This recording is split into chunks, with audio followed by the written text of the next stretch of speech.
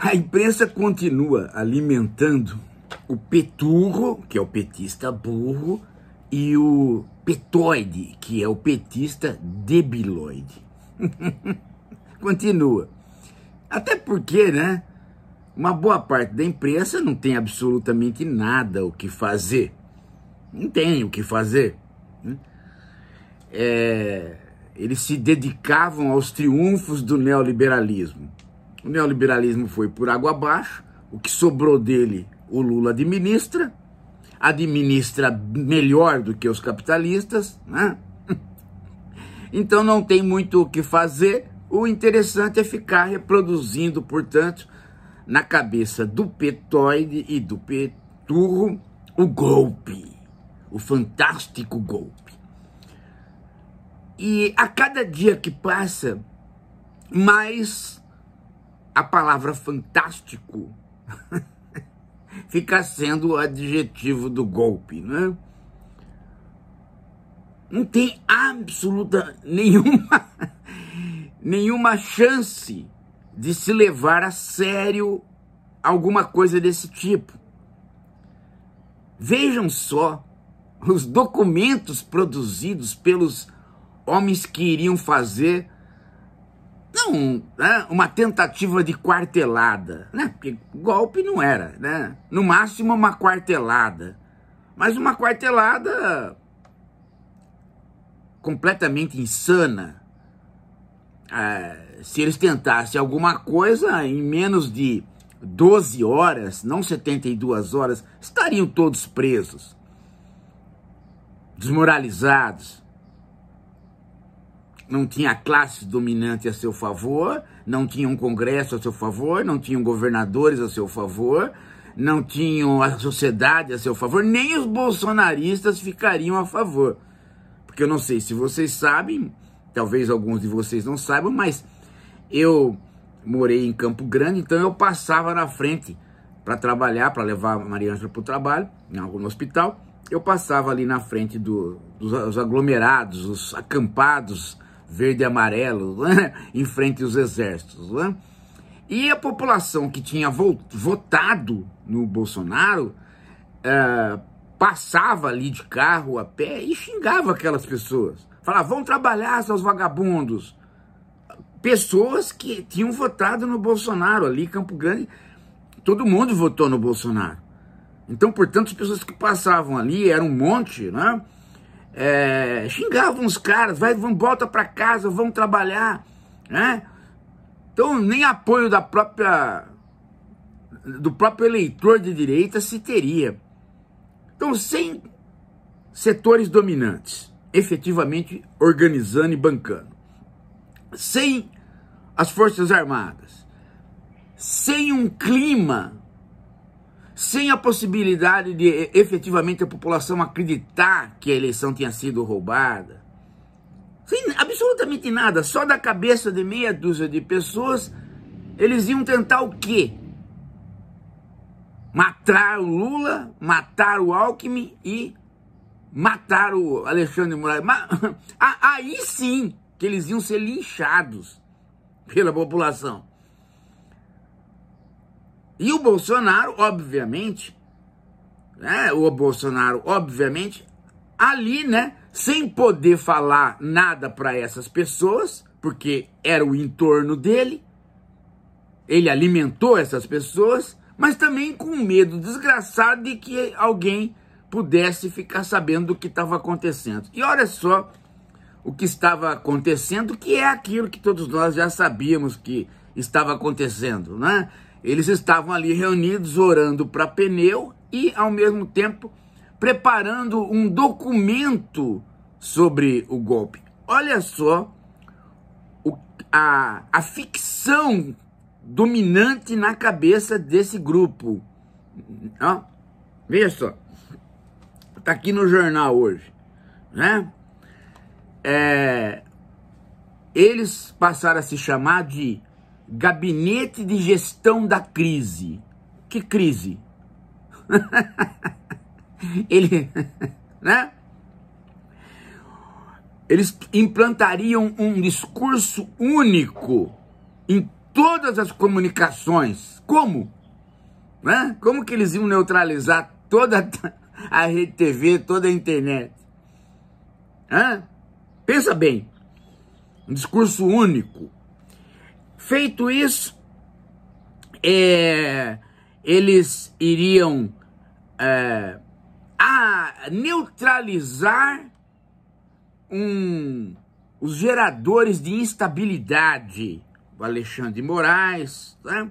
Iriam implantar eles iriam implantar um estado de legalidade e uma comissão para investigar as fraudes ocorridas na eleição. O Exército já tinha colocado uma comissão junto com várias outras, para avaliar as urnas eletrônicas. Já tinha sido feito. Como é que eles iam montar uma outra? A partir do quê? E eles iriam informar democraticamente a população cada prisão que estava sendo feita. Prisão onde?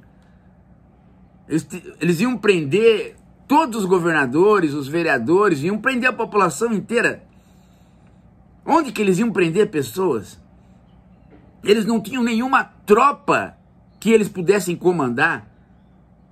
A maioria deles é da reserva. Nenhuma tropa estava subjugada a eles. E eles continuam aqui com o documento. Olha só.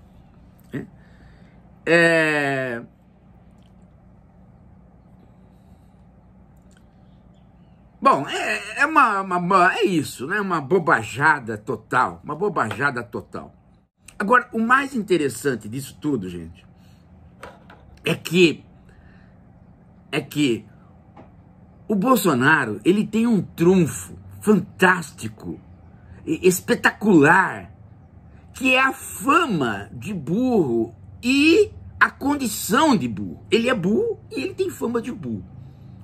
E ele já começou a usar da fama de burro e da própria condição dos apaniguados dele, que também são burros, e pelo próprio plano. Ele já começou a usar até do próprio plano para mostrar que não podia haver golpe, nem ele preparou nada.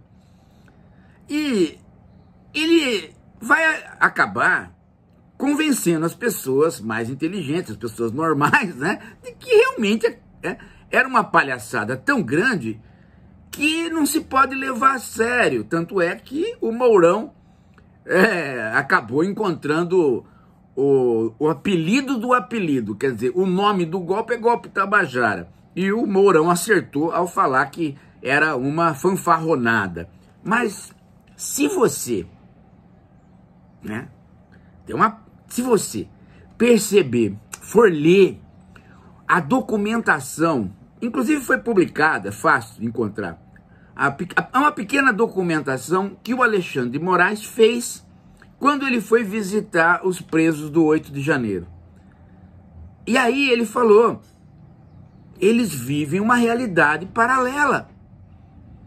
É interessante que o porta-voz do Pondé, do Olavo, né, seja o Brasil Paralelo. É interessante esse nome, porque é realmente uma realidade paralela. Eles estão no outro mundo. Eles estavam tão no outro mundo que as pessoas que foram lá no 8 de janeiro, quando os militares chamaram para entrar nos ônibus, eles foram. Eles acharam que eles iam ser levados para o enterro do Lula, alguma coisa assim. Foram todos para a cadeia. Teve uma senhorinha que desceu, né, e falou assim, mas aqui eu tô conhecendo esse lugar. Eu tô conhecendo esse lugar.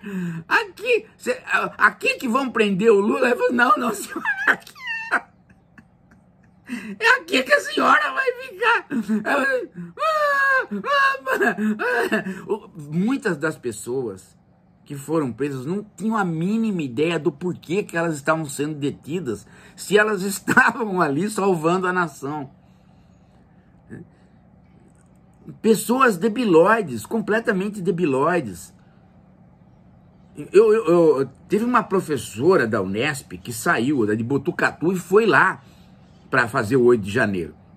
E ela achou, né, inclusive ela voltou, tomou acho que perdeu a cadeira, sei lá, uma desgraça aconteceu na vida dela, mulher assim, né? E ela achou que ela nem precisava pedir licença da universidade, porque a universidade estava acordada, tinha um acordo entre a chefia da universidade com os militares para dar o golpe. Quer dizer, eles foram criando uma fantasia a partir da própria fantasia da esquerda, que começou também a criar essa fantasia de que o Bolsonaro era um herdeiro de 64. O Bolsonaro é um herdeiro de nada, gente.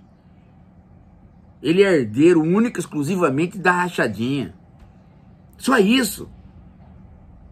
Só isso. Se houvesse uma tentativa de golpe, se as classes dominantes achassem que o Lula é um cara perigoso, que valeria a pena quebrar a ordem institucional e democrática do país por conta do Lula, ou do Alckmin... Lula e Alckmin, Lenin e Trotsky, né? Se achassem isso e fosse organizar um golpe, a última pessoa que eles colocariam para organizar alguma coisa seria o Bolsonaro. Tá? Seria o Bolsonaro. Eles poriam o Bolsonaro na frente da coisa, mas para organizar eles poriam alguém competente para organizar, que organizasse. Bolsonaro é uma pessoa que não lê uma página, ele não consegue terminar uma página. E ele está se valendo desta burrice dele. E interessante que o Bolsonaro é o único sadio entre eles. Ele é o único que sabe que não daria para dar golpe, não tem sentido nenhum, né? E ele é o cara que vai aproveitar desta fama de burro dele e a fama de burro do Heleno, para tentar se safar. E é o que ele está fazendo. Ele está dizendo, ó, veja como é inconcebível isso que vocês estão falando. Percebam o quanto é inconcebível. E é o que nós sempre falamos, é inconcebível, não teria possibilidade nenhuma. Agora, o que ele, Bolsonaro, não sabe, ou na verdade ele sabe, é que você pode fazer o simulacro mais energúmeno da face da Terra. Você pode entrar num supermercado ou num banco com um revolvinho de brinquedo que não se parece em nada com um revólver real. E você apontar e dizer isso aqui é um assalto. Você vai ser... vai se fazer um boletim de ocorrência, você vai ser indiciado, você vai ser processado e você tem chances de ser condenado. É isso que ele não percebe. É que a realidade paralela, ela é avaliada do mesmo modo que a realidade não paralela. E tem um agravante. Qual agravante? Ele, Bolsonaro, no momento que ele detectou qualquer conversa sobre o assunto de golpe, ou qualquer conversa de matar alguém, ou de digamos assim, neutralizar alguém, ele tinha que parar. Ele tinha que parar, chamar as pessoas e dizer, olha, eu vou prender todos vocês. O que eu estou falando não pode levar vocês a este tipo de atitude. Mas ele não fez isso. Por quê? Porque quando ele chegava em casa, o entorno dele apelava. A Piricante pedia golpe, o Eduardo pedia golpe, os Olavetes, né? Então ele ficava, pô, que caramba, o que eu faço?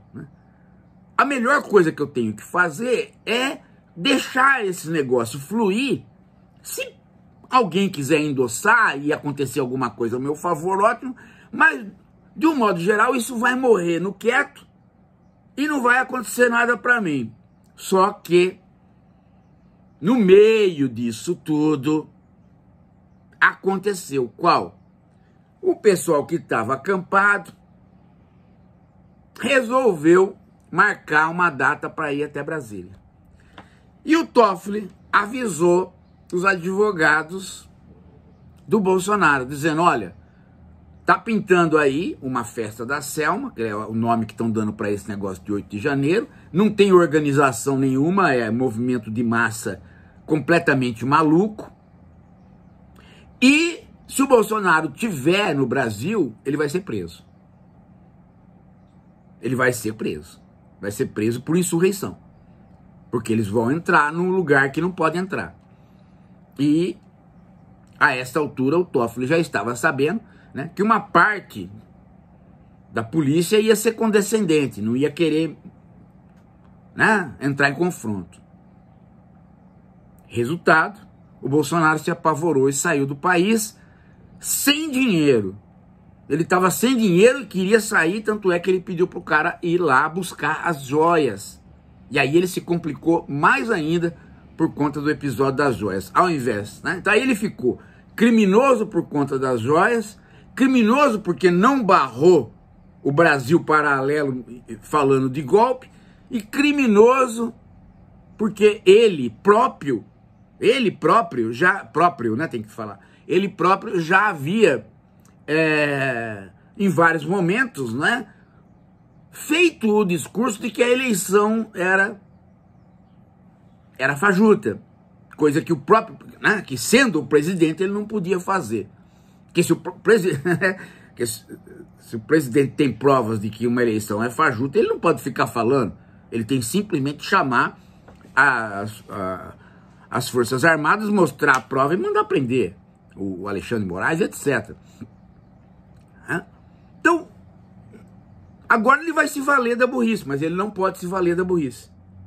Por quê? Porque ninguém pode se valer de burrice para escapar da responsabilidade. Não existe isso. Ele é o presidente, ele é um funcionário público. Qualquer funcionário público que vê uma irregularidade tem a obrigação de denunciar. E ele, como funcionário público máximo e ainda por cima chefe das Forças Armadas, teria que ter denunciado e barrado as coisas ali. E ele não fez. Ao contrário, ele deu vazão para as conversas do Brasil Paralelo continuar. Então ele foi indiciado.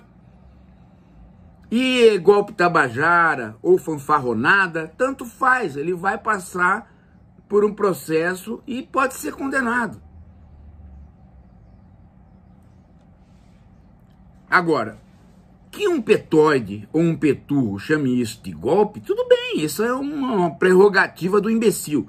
Mas nós aqui da esquerda reflexiva não podemos fazer isso. Aqui a gente tem que ter um certo rigor para fazer o trânsito, né, entre o olhar filosófico da academia e os elementos políticos da realidade fora da academia. A gente tem que usar dos mecanismos que nós temos. E aí, não adianta chamar economista, historiador, tem que chamar o filósofo. O filósofo é o guardião dos conceitos. Se o filósofo não for o guardião dos conceitos, ninguém mais é. O filósofo não é só o criador de conceitos, como Deleuze diz. Ele é o guardião dos conceitos. Aliás, né, o Richard Rorty dizia, né, que o grande erro do Platão era ter criado o conceito de conceito, né? Ter dado força para os conceitos. O melhor teria ter ficado só naquilo que se chama significação das palavras, sem fazer a eleição delas a conceitos, né? É uma via de crítica ao Platão. Mas, mesmo eu, que sou rortiano, ainda assim, né, compactuo com o Platão de que uma vez criada a filosofia como Platão a criou, o filósofo se transformou no guardião dos conceitos. Não tem escapatória. Então, o que a gente faz aqui é vir e fazer a exposição analítica do que aconteceu para não confundir a fanfarronada, o golpe Tabajara, com aquilo que seria um golpe. Porque se você faz essa confusão, você cria problemas não só conceituais, mas cria problemas práticos políticos. Lembra que eu falei para vocês? Vocês começam a chamar todo mundo de golpista, depois na hora de fazer as alianças, vocês vão ter que fazer alianças com quem vocês chamaram de golpistas. E aí a população fala, ó, estão junto com os golpistas. Ou agora não é mais golpista. E eu mostrei que esse problema acadêmico teria consequências práticas, e teve. É que quando o Lula faz um acordo, né, é a tal história, né? O Lula é o Lula. Ele pode fazer qualquer acordo que ele quiser. Né? É isso, gente. Daqui a pouco a gente volta.